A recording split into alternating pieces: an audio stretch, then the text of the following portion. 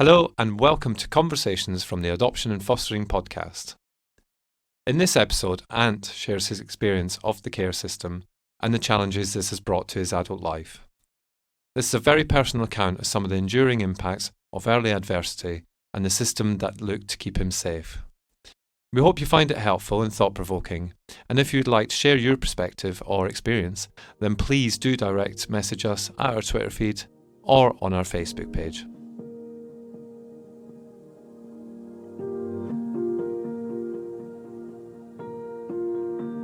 Do you want to start by telling us a little bit about yourself, Anne? Of course, yeah. Well, I live in Manchester. I'm in my near kind of end of my 30s now. A couple of years to go, but yeah, it feels like pain in your face there. I work in education at the moment, and I am a care leaver, having lived in both foster care and residential care.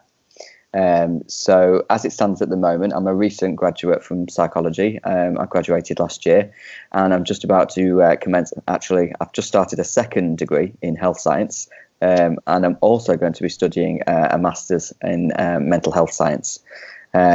And the reason for that really is, I think, because of where it is that I've kind of come from and the background that I've had, I always think it's really important to kind of gain as much education as you can. And kind of my point of view is that education is power and, you know, knowledge is power and that kind of thing. So that's kind of where I'm at the moment. So I've got a lot going on. You've got more education than I have. I can tell you that for nothing. Yeah. So that's interesting, actually, isn't it? As well, because you work in education. I do. Yeah, that's quite a recent thing, really. The last 4 months or so, I worked for the Open University, who I did my own degree with. Yeah. So let's kind of rewind back before all this, as in before the education and the masters and all that sort of stuff. So. Obviously, you mentioned there you're a care leaver and you've been in foster care and residential care. So, that's right. I mean, I don't know the direct question to ask you on this, but obviously the obvious thing would be, where did it start? How old were you, etc., when that kind of started? Yeah. I mean, I'm 36 years of age now, but it's kind of always been a thing for the whole of my life. In fact, social services were involved with my mum well before I was born. I'm the second of 7 children, whereas I have an older sister, and I think social services were pretty much involved in terms of our care from when she was born, really, although my mum herself, I understand, had kind of had a bit of a difficult background and had been through the care system as well. Right. So when I was born, social services were immediately involved because my mum didn't show kind of any signs of bonding with me.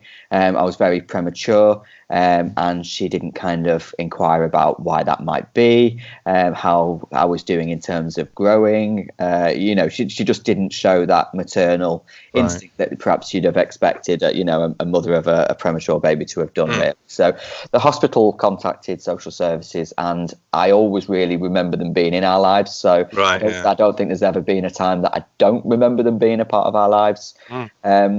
Probably when I was a toddler. I think that it was about that time that probably my father left. So my mum and dad were together, but they had a really terrible relationship, it's probably fair to say. Lots of violence.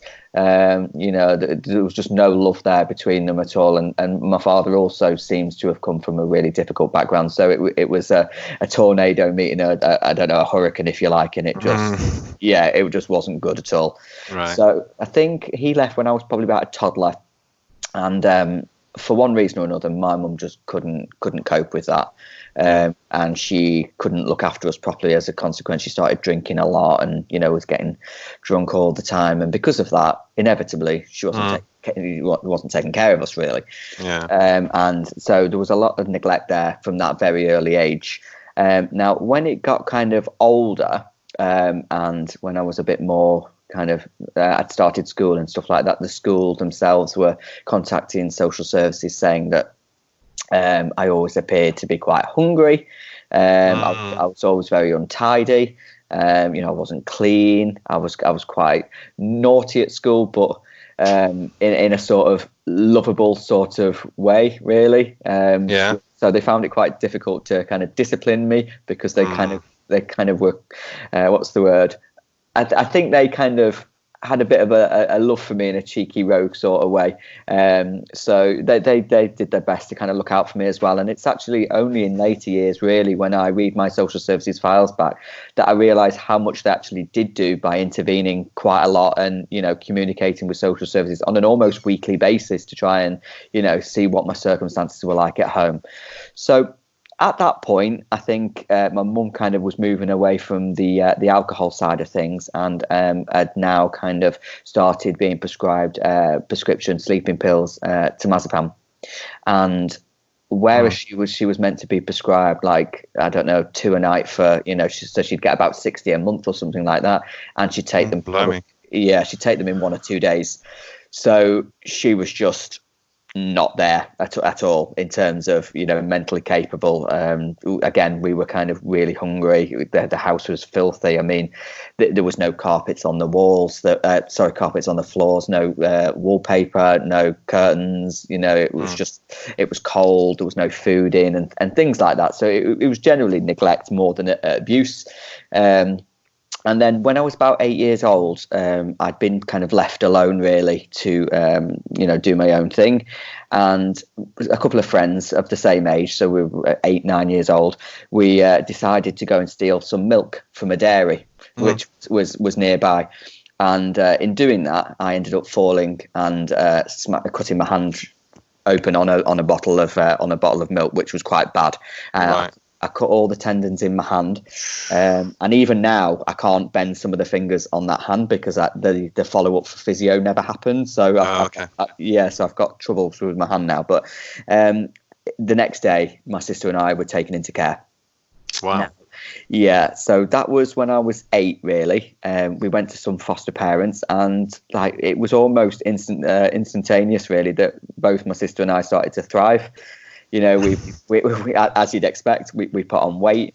We were going to school all the time. We were well dressed. We were cared for. Visits were arranged with my mum, but she wouldn't turn up. She was still going through whatever issues that she had. I still think, looking back on it now, that not only was she severely depressed, clearly, I think there might have been some learning difficulties as well. When I think back now on kind of the way that she handled situations and even her outlook of those situations and her kind of reflections on them, I don't think she even understands how bad it was, or that they were down to her actions and behaviours. So that was quite worrying. But once we were in care, again, I think it kind of, particularly foster care anyway, it seemed like it was working really well. My sister and I were together initially. Right. Okay. But after about a year, we were separated. So my sister remained where she was, and I went to some other foster parents. And so over about 4 years, I think I'd probably had about 6 foster parents, different foster families. And I really enjoyed my time in foster care. Obviously, it was very different because at that time, I genuinely felt the circumstances I'd left with my mum was normal behaviour, obviously. Right, yeah. Because I didn't know that other families didn't live that way. I didn't know this wasn't normal. So it was only when I went into care and I saw that difference and stuff that I started to kind of realise that that what I had experienced wasn't normal. Did you, so just to touch on briefly on the foster care experience as well, was there something specific that was the reason that you got moved from the first placement? Or I think the foster family had a tougher time gelling with me than they did my sister. Right. Okay. I think possibly of the two, I was the most boisterous, maybe. Okay.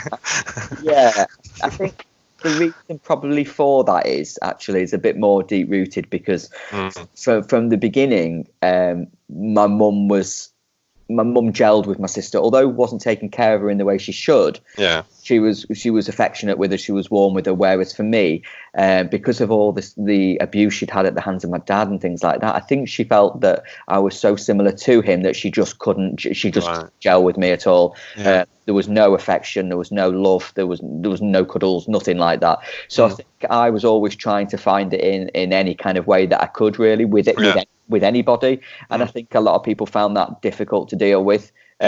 So I think social services probably felt that it would be beneficial for me to have a placement of my own rather than to kind of compete for, the affection, if you like. So I think that's most likely the reason. I have to be honest, I can't really remember that, I was 8, 9 when I first changed foster parents. So I don't really remember, but I can only assume it was because of that. And a lot of that information is kind of given in my social services records and things like that, which has helped me piece a lot of this sort of stuff together. It must. Well, I'm saying it must. I don't know. It might not do. Has it left any kind of, 6 carers in 4 years? That's, even by. That's still quite a lot of moves, isn't it? I mean, does it have a lasting impact? I think so.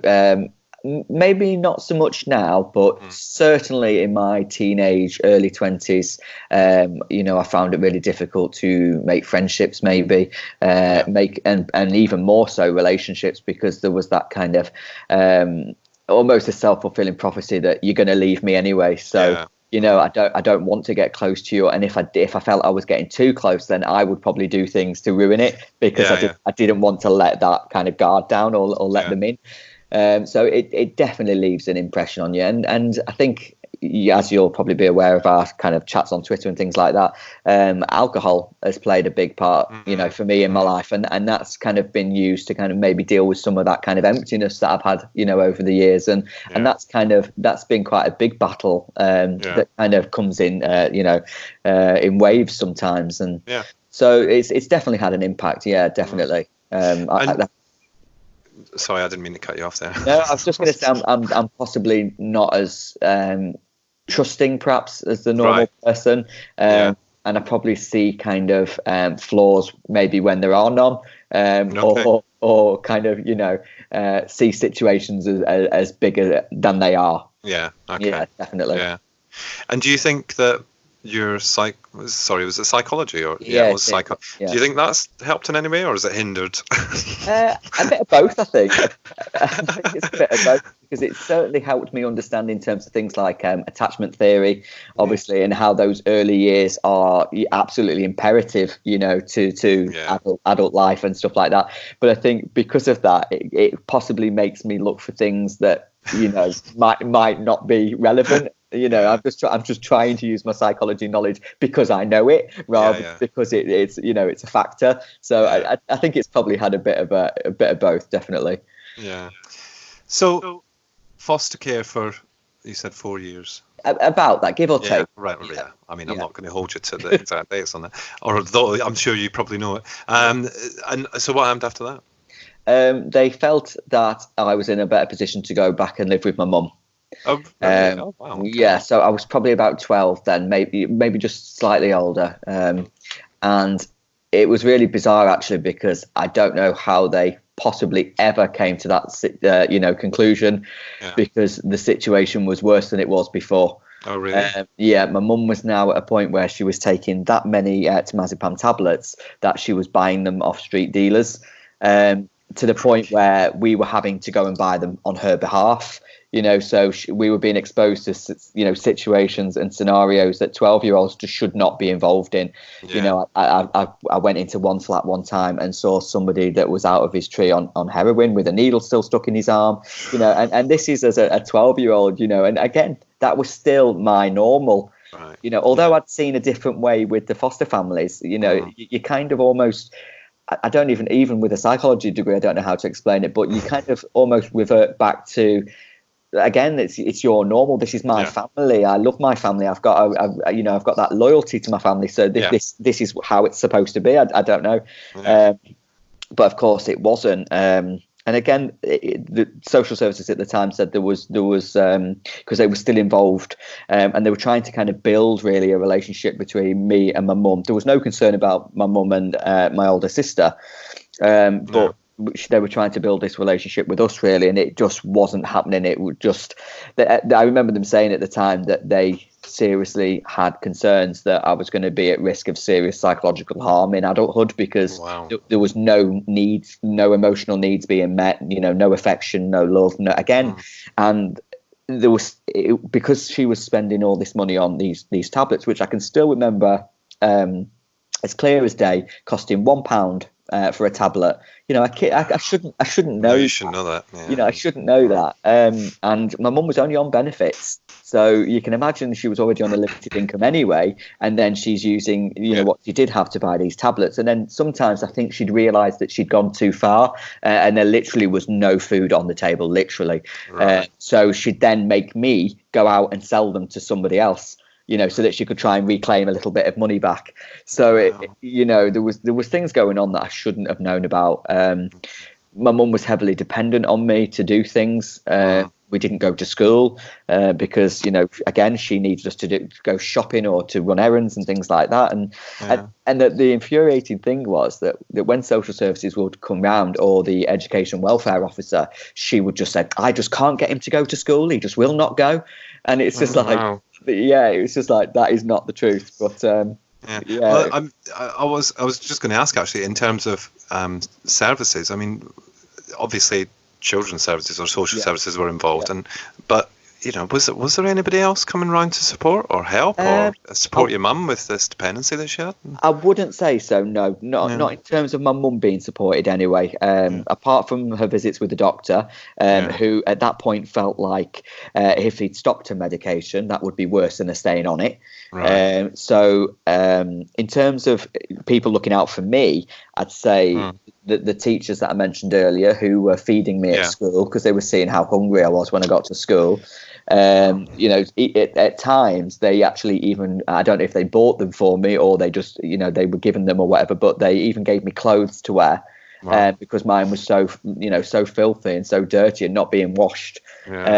So they really looked out for us. The education guy, or the waggon man as we would call it, the waggon man, he was knocking on the door nearly every week. And there was community support from social services as well, who did things like try and take us to school every day to make sure we went. And I know there was maybe some kind of attempt to support my mum, but she just wouldn't engage. And that's why when I mentioned my comment earlier about her kind of not facing any responsibility, I think genuinely that she's perhaps so unaware of how her own behaviour is impacted that she just didn't feel the need. So so again, it was probably teachers, the waggon man. The waggon man. The waggon man. I must write that down, actually, because we'll do a little bit of a thing around the waggon man. You hear about Ant's waggon man? I can't remember what we called him, but anyway, the Ticky Man, I think. Where the police were involved as well, because there had been some kind of physical violence where on one occasion my mum had hit me on the knee with a knife. Now, it wasn't a major thing, but it did leave a scar. My mum was investigated over that, but neither of us wanted to take that any further. And it probably, in fairness, yes, she shouldn't have done it, but it probably wasn't as severe as it maybe sounds. So how long were you back at home then? Probably about 18 months, 2 years. That long? Yeah, maybe. In that time, I made a couple of requests to social services to remove me again. I told them how terrible the situation was. Now, one thing that I will never ever forget, it's probably my only criticism for social services, and that was that every time that I'd asked to be taken away, they would come to visit me in front of my mum and then say, "Do you still want to be taken away?" Okay. And of course, in front of my mum, I'm saying, "Well, no, of course I don't. Of course I don't. I want to stay with my mum." But obviously, I'm saying something different when I'm on my own. So you'd have thought logically that they'd have put two and two together. So, but they never did. And until one such occasion, my mum had sent me to buy these marzipan for her, and I took them. Oh wow! Okay. Same scenario. Next day in care, and this time it was to residential care then, where I was 14 then, I think, and I went to 2 children's homes until I was 16, and that's when my independent life began. Wow! So you only did? Oh my days! Yeah. Oh my! I mean, I know it's bad in terms of the times and stuff, but that is young. Yeah, that is very young. Especially after being experiencing all of that as that's well. it. And I was I was very naive as well. I was very immature. I was although I was streetwise in so many areas, I was also, like I say, very naive and gullible in others. So I certainly wasn't ready to be living alone at 16. Yeah. I don't think I felt in the children's home that I'd had the support to live independently. I don't think I was adequately given the skills, the preparation. And I'll never ever forget just sitting on my bed in this flat that they'd gotten for me, 16 years old, and I just cried of loneliness because I didn't know what to do. I'd never been on my own before. I'd literally been in children's homes with 8 kids, and you've got, 8 staff as well, so to go from having so many people around you to literally nobody. Nobody. And no support either, I guess. Well, I had my social worker used to see me, but it wasn't frequently, because, to be honest with you, the kind of only input really that social services had, they would give me an allowance every week, and quite frequently they used to post that through the door. So quite often I didn't even see them, and I did have a leaving care worker as well, but again, I wouldn't necessarily engage that much with me really. I think it felt to me, looking back now, like more of a box ticking exercise, rather than give me actual tools and stuff. But when I was leaving care, I was taking my GCSEs, and I had to still sit my GCSEs despite kind of whereas you'd normally maybe have parents and stuff to support you in that. I was doing it off my own back, which of course you're going to do it off your own back anyway, but there was nobody kind of encouraging me or supporting me to do it, so to do it, given those circumstances, I felt really proud of myself, that I'd still gone on to do them when I could have just given up really. You must have kind of had that view, even though you didn't realize at the time that I need to do this because actually I need to get a job, or however it was that your head was kind of aiming towards this thing. And I think it was in me quite early on, to be honest, that I was never going to live the same life. Right. Okay. I was gonna, and I think that's obviously stemmed into my outlook of education. Now, I'm always going to use education to take myself further than it was ever expected I would do. Teachers used to write me off. I can still imagine the neighbours, their opinions of me and stuff, because we were being judged by all of our neighbours based upon my mother's behaviour. So they didn't want to mix with us. They didn't want the kids to be seen with us and all this. And so it almost, I mean, I'm not aware of it to a conscious degree, but I think that it's kind of in my brain. It's kind of my way of saying, all those things you said I couldn't do. Well, I'm proving you wrong. So I think there's an element of that. Almost 2 fingers up to the ones definitely. that doubted it. Definitely. And I have, definitely. See you walking down the street, just if you see them, just stick 2 fingers. Well, thankfully I live in a different city now, so So what was I going to ask you, because you said you did mention something there. So I was going to ask you about the bit between 16 and 18, because that must, I mean, you've said it was hard, and of course it would be hard, but that's kind of just unbelievable that they would just at the age of 16 and say, right, you can't be here anymore, and we found your flat, or however it works. And I'm stuck for words on that, I guess. Well, there is a bit more to it, so I'll kind of delve into that a bit further. It's probably not as clear as I've just made that out. So at 16, I was living in my second children's home in my hometown. And there had been an incident on one of the occasions where me and several of the other residents had wanted to go out late in the evening. So to stop us from doing that, they had restrained us on the sofas. Wow. So we couldn't leave. And so because I was forceful in my struggle to get free, one member of staff hurt her knee. And she contacted the police, and I got an assault conviction. Because of that, they were like, bye. you can't live here anymore, sort of thing. And because I was at that age, they just said, look, our responsibility for you now is over. So pretty much what happened was I had to go and live in a YMCA hostel. And that was, I can't remember if it was for 3 months or 6 months, but it was for a few months at least. And that's really where I realised how naive I really was, and innocent I was, because I remember somebody, my sister had recently bought me a mobile phone, a little cheap mobile phone, and somebody said, "Oh, do you mind if I use it?" So I said, "No, sure, go ahead," and I never saw it again. Oh, right, okay. And there were things like that I was just so kind of, didn't have that wisdom for that sort of thing, despite some of the things I'd seen, which was quite surprising, really. And so, it was a real shock to kind of live in a hostel, and it kind of did make me kind of grow up really quickly. But whilst I was there, the social worker did say, look, we're finding a flat for you. It's kind of like a supported flat, where you'll have like a support worker come and see you every couple of weeks just to see how you're getting on and like help you cook a meal or whatever. So that was kind of my first, my first place of my own. But that's going back to what I was saying before. That's when I kind of sat on the bed and thought, I feel so lonely, because again, I really, really felt that way. And to the point where I said, look, get rid of the flat. I'll go back to the hostel. So what they did for me, which, they didn't have to do, was they actually kept the flat on as well. And so I started, I'd started coming to terms with my sexuality, I think, at this sort of age. And I'd kind of met a guy that I really liked and stuff. And of course, at that age, you kind of want somewhere to spend some time together. I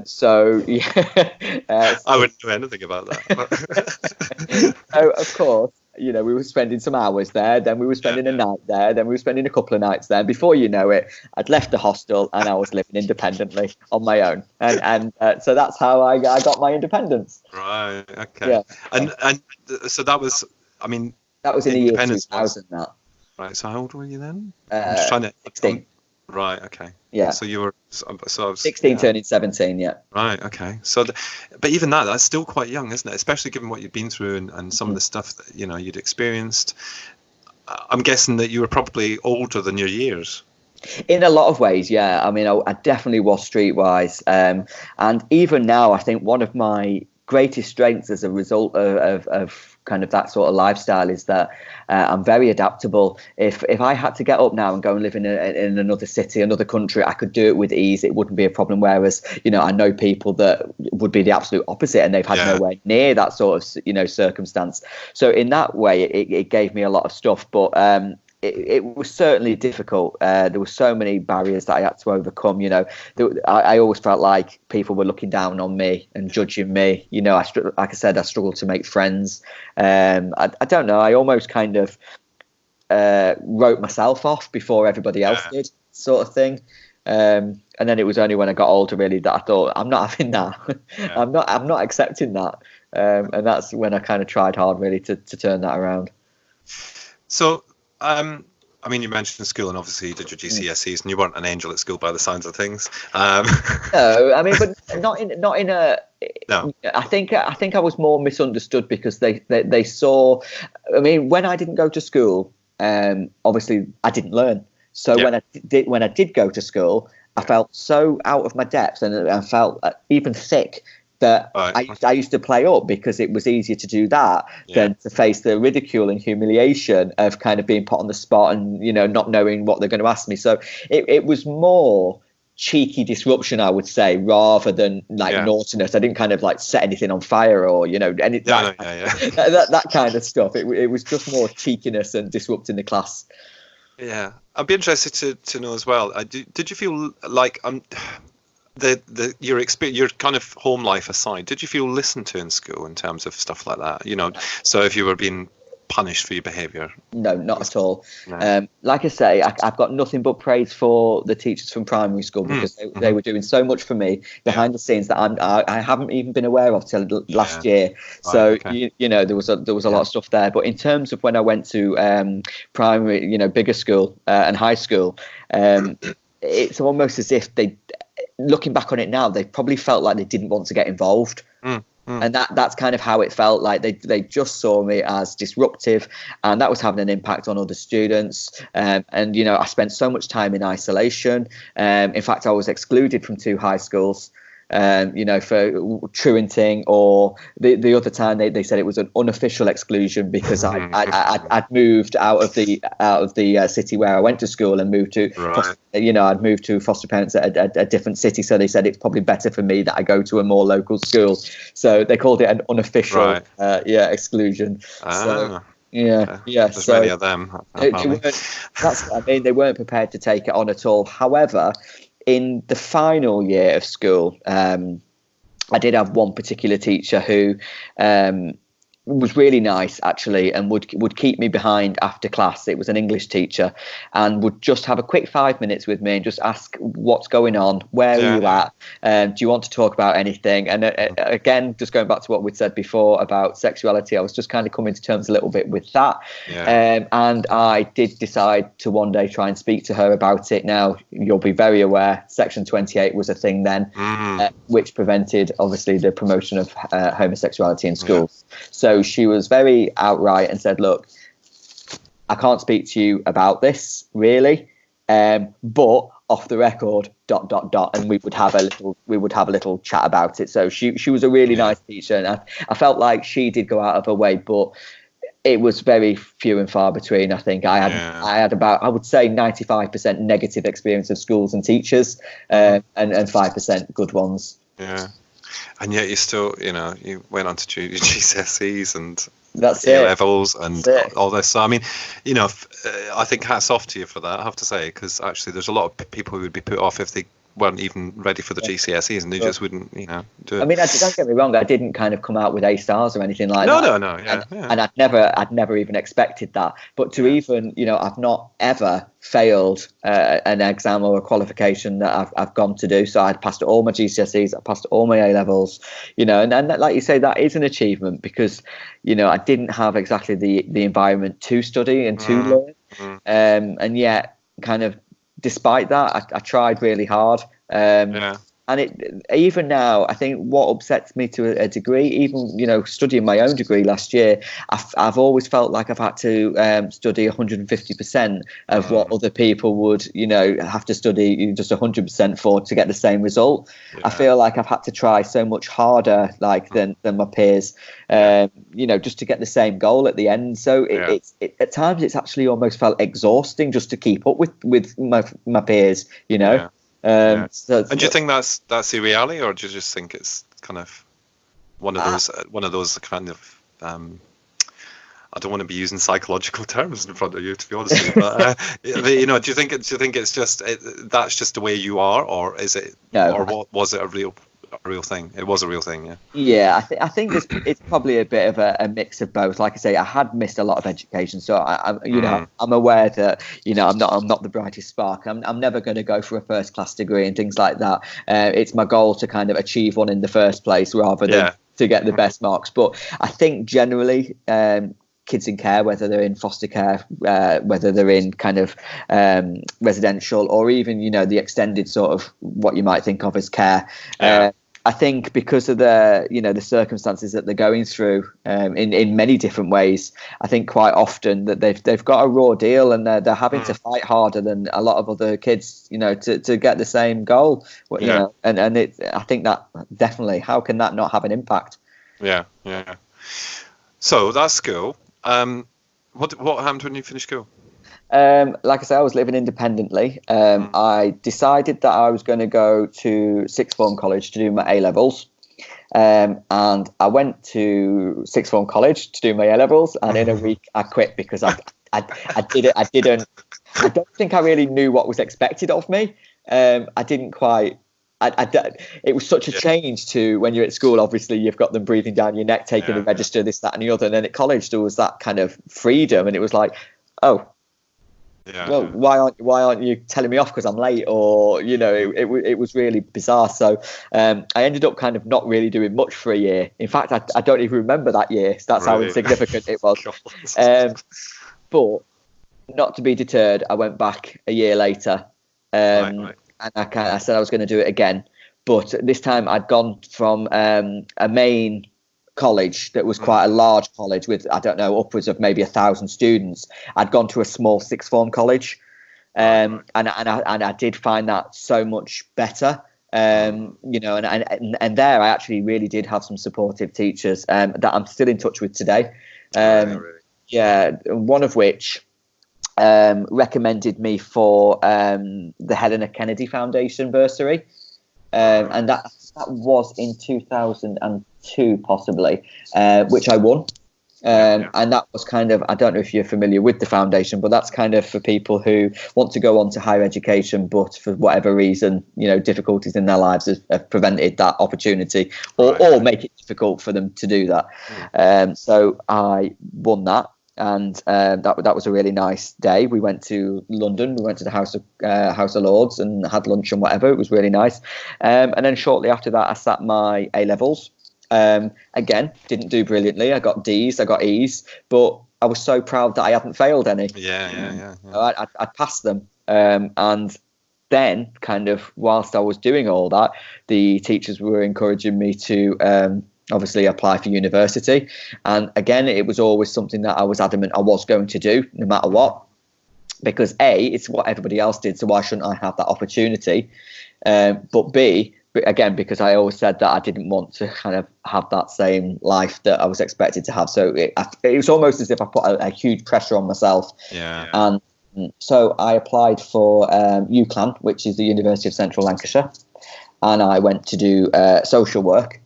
And as I think many in this sort of scenario will go on to do, but it certainly wasn't for me. I think I was a bit maybe misguided how kind of emotional it would be, you know, maybe a bit too close to the bone, really. How could I go into families where I might have to remove children or even keep children at home when you know, my own experience, I was too worried that my own experience would blind my clear judgment.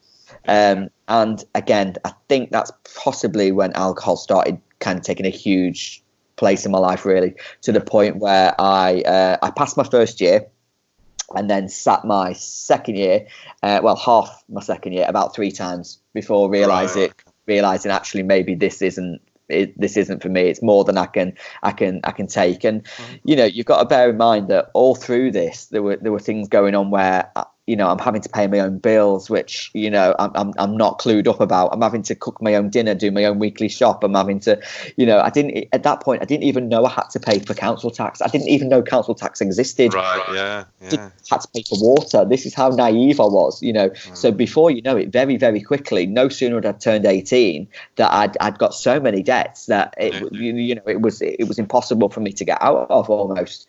And even now, kind of occasionally comes back to bite me on the bum, you know, things that I've kind of maybe ran from or you know, tried to forget about or whatever. So I think that set me up for failure at the start, really, in terms of finances and things like that. No, I did, like I said, I did go to uni, and I was starting to drink a lot more. And I think that's possibly because I kind of maybe became more self-aware of what I'd actually been through. And I think it was maybe starting to hit home a lot. And it was at that point where I also decided that I kind of made the decision that, you know, the past I'd had wasn't going to be my future. And I cut my family off there. And then I didn't speak with my father again until I tried to make contact with him this year in a letdown of my barrier, shall we say, and it kind of didn't work out. And so that kind of relationship is dead in the water. And my mum, I distanced myself from, and I've probably spoken to her just a handful of times, you know, over that period. So it's fair to say that the only kind of relative really that I keep in touch with is my older sister, even though I've got younger ones. The younger ones were adopted actually after I'd well left and moved on with my life, because my mum just didn't seem to be breaking the pattern. She was having all these kids and not breaking the pattern, and it you know, shocking really that she even did that. But so the drinking was a big thing. It was affecting my relationships because that, you know, I was getting into trouble with the police. I was embarrassing myself. I was doing things that I wouldn't do. I was losing my dignity. You know, and that's only half of it. So you know, I was having quite a few emotional I think I was in quite a lot of turmoil through my 20s, definitely. And it's almost as if it just hit me without realizing. It's almost, I don't really even know where it came from.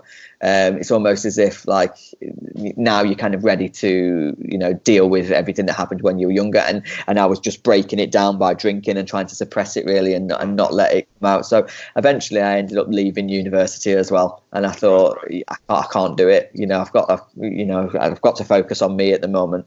And that I kind of made that decision probably when I was about 23-ish, something like that.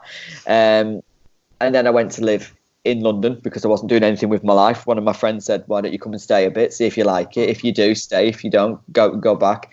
And I did, and I loved it. And I stayed for about 7 years, 6 or 7 years, just before I was nearly 30, I think, when I moved back. And that's when I decided that I was going to look into the OU. Right. And I did, and I didn't look back. It just it really worked for me. The way it. I don't know how familiar you are with the OU, but you study like a module at a time, which is kind of broken down in lots of nice little easy manageable chunks, and you could take quite a long time to complete the qualification if you wanted. So I feel like it gave me that opportunity to kind of take a break if I needed, then return back to it when I needed, because even at that time there was still a lot of things going on. At one, there was some homelessness going on. There was mental health problems at some point. Again, there was still the odd silly thing, getting in trouble with the police, and largely because I was too drunk or I was behaving stupid because of alcohol or whatever. So there was still a lot going on there. So I'm not going to lie, when I got to the point of graduation, I think I even surprised myself. Like how did I get here, sort of thing. And then that made me feel so proud that I realised actually I can do it. Yeah. I just needed A, to believe in myself, and B, I think just to have somebody believe in me. I'd met a partner about the same sort of time, who I'm still with now all these years later, and I think it's really settled me. And for the first time in my life, I feel like I'm a bit more grounded. And there are kind of issues in terms of my health and stuff, in terms of mental health, and I think now that my life is more settled, it's almost as if my brain's saying, right, now we need to deal with everything that you went through when you were young. So let's take it out of the box. Let's deal with a bit at a time. And I think that's kind of where it's currently at for me at the moment. So that kind of brings me up to the kind of present day, really. Well, that's interesting, because when we first started, you said I would have to probe you with questions. I have not had to probe you at all. I've not had to put my Paxman hat on, so it's been brilliant. So mental health wise, I mean, obviously, I keep saying these words that make it sound like it's not obvious, but I'm assuming that it's kind of an ongoing thing. It is, and it's mainly in the form of social anxiety now, which is really bizarre, because early part of my 20s it was not who I was at all. I was the complete opposite. Could walk into a room and speak to anybody, and now the thought just like cripples me with anxiety. Like even things like, I mean, I'm okay with this because you're not here, you're not in the same room. But barrier between us, yeah, exactly. But if say, for example, I'm in a meeting with my manager and stuff, I find it really challenging to look him in the eye. I guess I feel a bit panicked because I don't know what he's going to say. Have I done a good job? Is he going to sack me because I've not done the right job? Or do you know what I mean? So I build things that are really unnecessary. And again, in some of the sessions that I've had, which I've only recently started, there's kind of we're exploring the idea that, again, my brain now maybe feels a bit more comfortable in my stable life now to kind of resolve these issues, because I'd say it only started about 5 years ago, maybe ish, thereabouts. But it's kind of having a real quite a major impact on my life, in that, in terms of social stuff, I don't really do much. I don't go out. I don't have friendships because I tend to keep it all online and things like that. So I don't want to live that kind of life, because I know deep down in me that's not who I am or who I was born to be. It sounds really like cheesy, really cliche, but I know that there's a life to live, and I feel like I'm not giving myself that chance. Yeah. And do you feel in those 5 years when this started, has there been a point where you've turned back to alcohol? Oh yeah, just try and overcome it. Definitely. It's never, once I started drinking at the age of about 13 years old, it's been a constant all through my life, to the point where I would say it's been problematic even. Now there's times where I recognize that more than others, so I'll take a 3-month break here and there, and then there's times where I've leaned on it maybe too much, and it's cost me dear over the years, whether that's been I've lost relationships because of it. Like I said to you previously, I've ended up in trouble with the police, and then that had kind of knock-on effects at work, being out of work and then trying to find a job, and then when they ask you, do you have a criminal record, and you say yes, well, it's like, we're not interested in you, sorry. So it has a real knock-on effect, and these aren't, like I said to you at the beginning, these aren't kind of serious crimes. They're really stupid crimes that I'm really embarrassed to even say, because they're that stupid, like, oh, I got really drunk and I had a bit of a fight, or it's just really stupid stuff. So it's excuse me, it's definitely had an impact. I like to think that I'm calming down a little bit now, but again, if things are difficult in my life, then that's possibly the first thing that I do. I turn to alcohol. But I'm aware of it at least, and I do try to take steps to resolve it, and if nothing else, try and take like periodic breaks here and there and try and reduce what I am drinking. But I think the kind of person that I am, it's probably likely to always be an issue if I don't kind of nip it in the bud. So I kind of need to kind of be a bit more aware of that and manage it better, because like I say, if I was going through a bad patch in my life, it could very easily go from something I do regularly to something I do all the time, and that's how quick it could happen probably. That's really interesting. And you mentioned homelessness.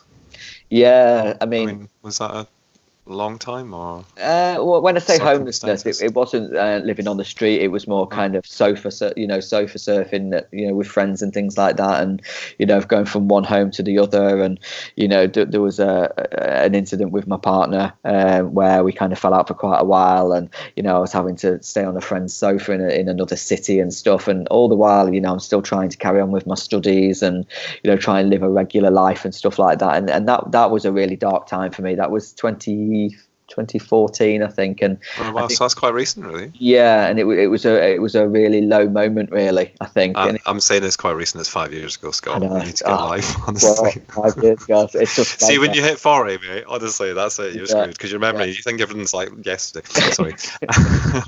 But in fairness, that is still quite recent, and in your 30s even. It was a really out of all my adult life, that was possibly some of the toughest times that I've dealt with, and again, it largely centered around alcohol, really.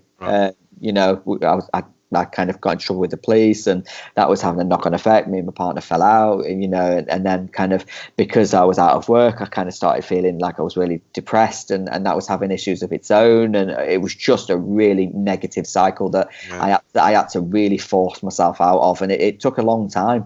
And again, because I felt that way, alcohol was the easiest thing to go and get, to deal with, and again, causing more problems of its own. So you're adulting now, apparently that's a big allegedly, yeah, exactly. So obviously, you've talked about relationship, you've talked about you kind of work and what you're working towards and stuff like that. But I know you're very vocal on Twitter about some of the kind of experiences that you've been through, and also some of the kind of things. I know we've got a general election coming up, and I'm quite thankful I will continue to live in Europe, because I live in a different country now, so that's quite good. So I don't have to vote, actually. But my point of saying that is that please don't ask me who I'm going to vote for. No. I'll lose half my followers. Not even going there. We refuse to mention the B word, actually, on this podcast. But you are a campaigner, but I just wanted to ask you, what is the one thing for you that you'd want to see changed for anyone in care, really, whatever their age, what would be the one thing that you would love to see change?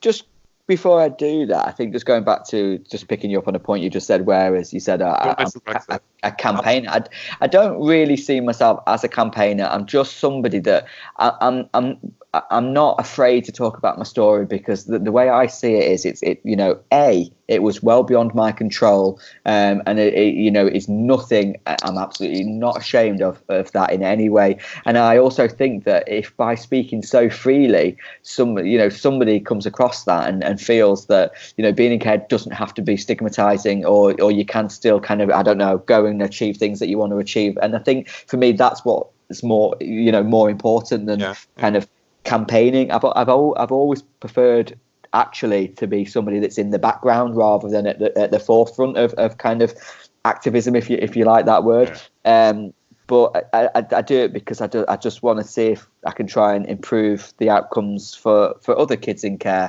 And if there is one change that I'd really like to see, I think it's just to stop seeing kids in care come last at everything. You just have to look at the statistics to know how their outlook is. Straight away, higher rates of homelessness, higher rates of suicide, higher rates of dependency, higher rates of homelessness, high rates of criminality, ending up in prison. It's just, the list goes on, and yet nobody wants to seem to address these problems. You'll probably also be aware that I've been involved in things like Every Child Leading Care Matters and things like that for a small time, and it's just to kind of end that inequality that care leavers do face. You shouldn't be kicking them out at 16 years of age and telling them to go and get a life. My local authority took my mother to court to claim parental rights over me and to get a care order, and then when I'm 16 years old say, well, thank you, it's job done now, see you later. Well, you fought for that right in court, so you should be honouring that in the same way as any parent would look after their children, but they don't.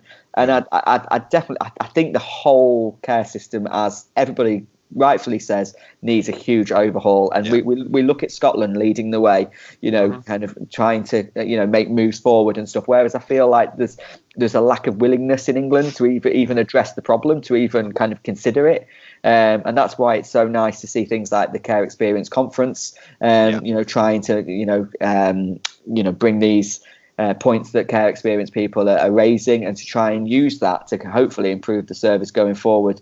So I think probably the main thing is that kids in care have to be listened to, and they have to have their thoughts and opinions actioned, things happening as a consequence of what they're saying, improve their outlooks for the future. What their outlooks are as children. So why aren't we doing more to kind of protect them, because at the same time it's surely going to be more costly not to do that in the long run. So just to be honest with you, I probably pick on it. I could go on and on and on, and at the same time I feel like sometimes I'm that passionate about it that I can't even articulate it maybe in the way that I want to, because there is so much that needs changing. So I agree. Just as a broad term, just a complete overhaul of the care system. Well, we'll make sure that's done for you in the next 2 days. I'm sure that's the thing is as well. At the moment with this, it's like with all this going on, all these things are just taking a massive backseat, and we are so far behind. And just to pick up on the Scotland thing, I mean, obviously I'm Scottish originally, and Scotland used to be so far behind in everything, and it's just like they've come out. I mean, adoption now is massively kind of recognised as having issues in Scotland, and they're I mean, I saw when I worked for Adoption UK and some of the stuff they're doing, and the same with the care kind of experience, foster care, and all that sort of stuff. It's massive on their agenda up there at the minute, which is great to see. It's really great. Sometimes England seems to think that they're doing it the right way, so there's no need to change it. And when I said you're a campaigner, I mean, I don't know if that offended you or not. No, it doesn't offend me at all. I think think that there's different types of campaigning, isn't there? And you are quite clearly full of a group of passionate people with the Care Experience Conference, because I know you were involved in that to a degree as well. And obviously we had Jamie and I can't remember her name, Rosie on to talk to us about the kind of outputs of that and some of the kind of stuff that came out of that as well. So as a group, you are campaigning, and so but it's just really there's so much going on, and there's definitely that disconnection between foster care and residential care and adoption and SGO and kinship and all that sort of stuff. And I guess my dream would be that it kind of all comes together, but we all continue on trying to kind of fight for our own. There's a lot to do, I think. Well, still, because there's so much to do, exactly. Yeah. I think one good thing about Twitter, and like you say, having that kind of presence there, is it's kind of opened up my world to a lot of people that have shared, experiences, or care about such experiences and things. Like I've met literally, whether it's just online or whether it's in person. You just mentioned Rosie and Jamie there. Our paths would never have crossed. And yet there's this huge community on Twitter of care experienced people, or people that support them, or allies, or foster carers, or whatever it is. And there's a really big community there. And I actually now, quite strangely, feel like I'm part of a really large family, which when I was little I didn't feel. So it's a really nice thing. And I think that's the same, same with adoption. I mean, mine crosses over with everybody, so I don't know who I'm talking to half the time, actually. But it's very similar in adoption. The adoptive parents want to support each other. And we're seeing the adoptee voices coming through as well, because we're getting to that point now where, under the kind of Children's Act of 2002, there's a lot of kind of those children who fall under that. They're now starting to kind of get to that age where they're able to say, actually, do you know what, that wasn't right, and and that's really important. That's massively important. And in the same way with care experience, it's really important to use your voice to not just to support. If we listen, sorry to interrupt you there. It's only important if it's going to be listened to. Exactly. And people are speaking, and the way it feels at the moment is it's not being listened to. But I know that the conference from earlier in the year, it has started making waves, and so I'm hoping that that's going to be the start of people really standing up and taking notice and realizing that things do need to change. So that's definitely a great outcome from the conference. And I know you probably know Ian Dixon, who was the creator of the conference. His absolute passion was that you give the care experience a voice, and it must come from them rather than everybody speaking on their behalf. And so for him to put that together and to kind of give these messages from care experience people, hopefully it's going to start seeing some changes. And I think that's kind of Ian and others have kind of influenced us with the podcast as well to actually listen to adoptee voices, fostered, people who've been fostered and in care experience and all that sort of stuff, voices as well. So, and thank you very much. You're very welcome. Nearly an hour. Yeah, well, I thought I was worried we were going to get to 20 minutes and you were going to go, oh, okay, that's time we get out there.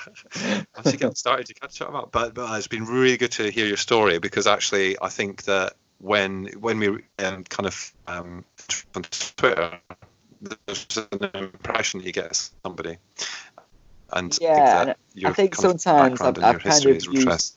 Yeah, I think sometimes I let my emotions on Twitter sometimes get the best of me, and I can have a little rant here and there, as we probably all know. But I think generally Twitter's been a great source of support for me. Like I say, it's linked me with so many good people. So I've kind of enjoyed meeting such people. Yeah.